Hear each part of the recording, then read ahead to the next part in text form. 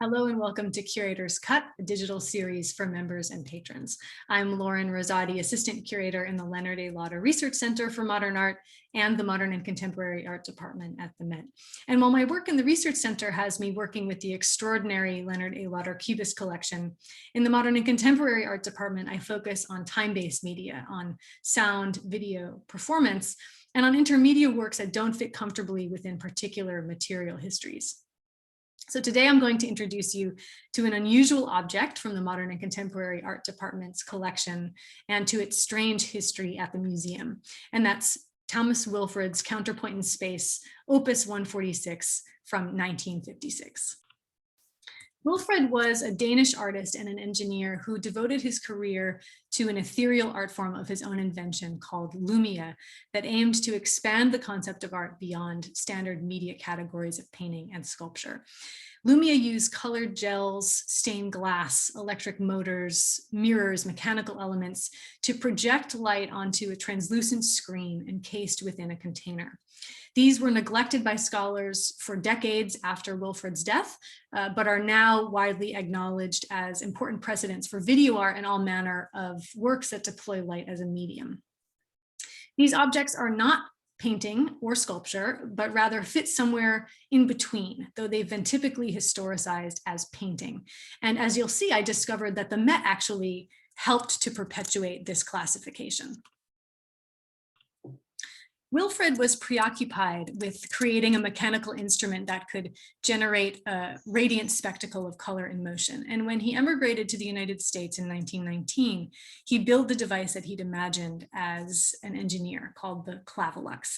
It's a curious contraption with an array of lenses, light bulbs, and motors controlled by sliding keys that produce fields of evolving and amoebic light.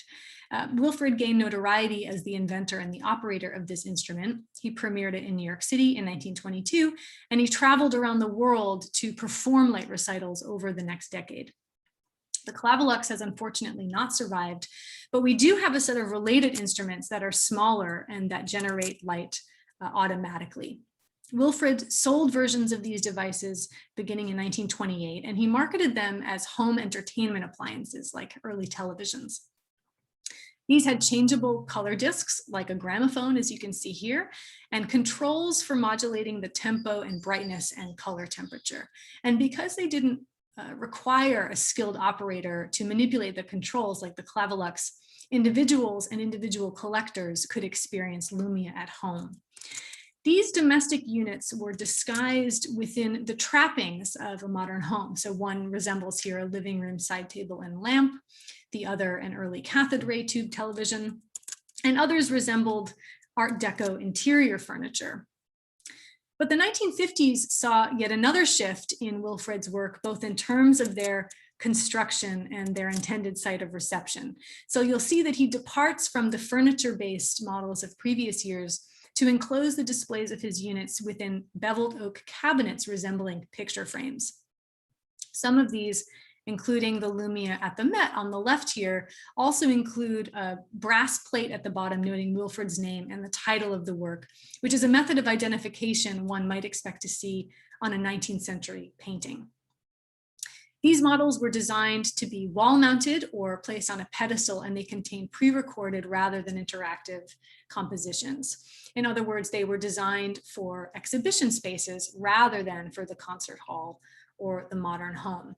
And this really interested me, that Wilfred would adopt a standard form of museological presentation, namely the framing conventions of painting, in order to be taken seriously by the art establishment and make his work legible within a museum context.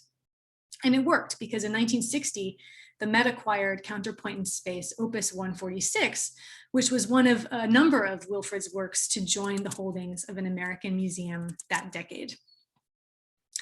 So here's a slide showing the inside of this work, and you can see that it's an unruly assembly of reflectors and motors and lighting elements, stained glass and hunks of metal that work to produce that spectacle of color that you saw at the start.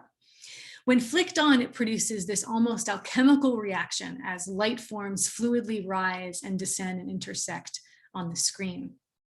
Our objects conservator, Kendra Roth, looked at the insides of this object and found that the light from a single bulb passes through a rotating color record with multicolored shards of glass glued to its surface. And these beams then bounce off of 3 curved reflectors that are each programmed and precisely calibrated to revolve in different configurations and at distinct speeds. So this means that colors and forms coalesce and disperse in 410 possible combinations in a cycle that takes more than 44 hours to complete.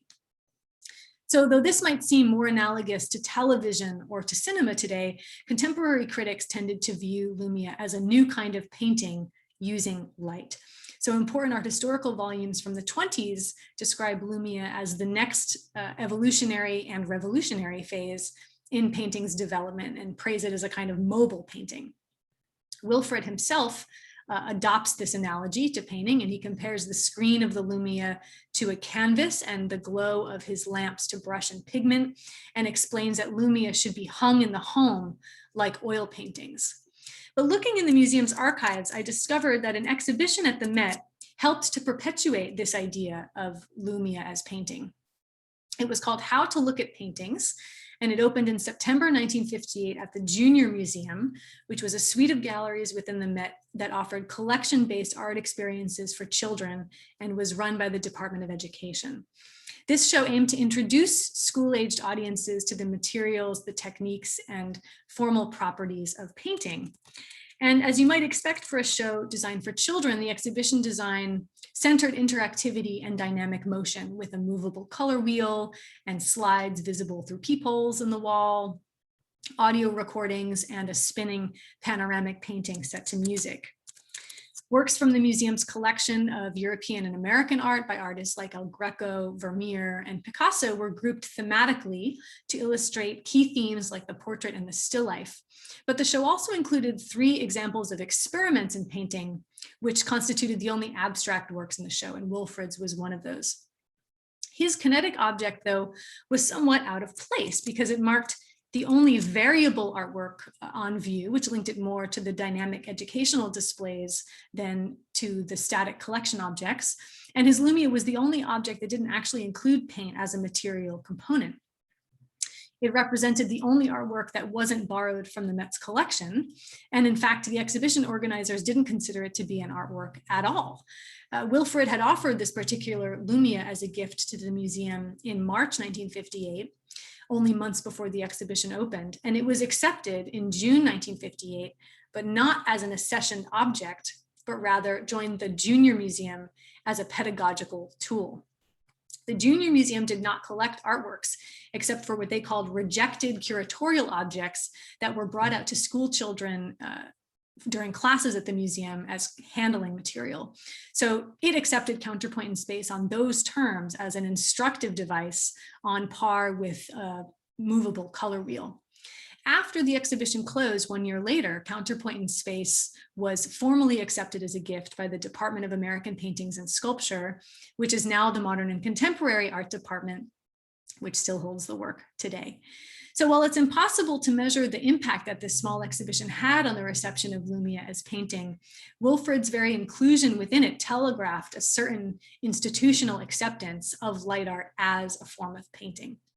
Interestingly, Counterpoint in Space has not been exhibited since it was officially acquired in 1960. It's been kept in storage in the Modern and Contemporary Art Department's facilities, where contrary to its institutional history, it has been designated not as painting, but as sculpture. So it's always a pleasure to be able to shed light on the lesser known jewels of our collection. I hope that you have a chance to get out and visit the Met in person soon. We're very grateful for all that you do to support the museum and our community, and we really look forward to seeing you soon.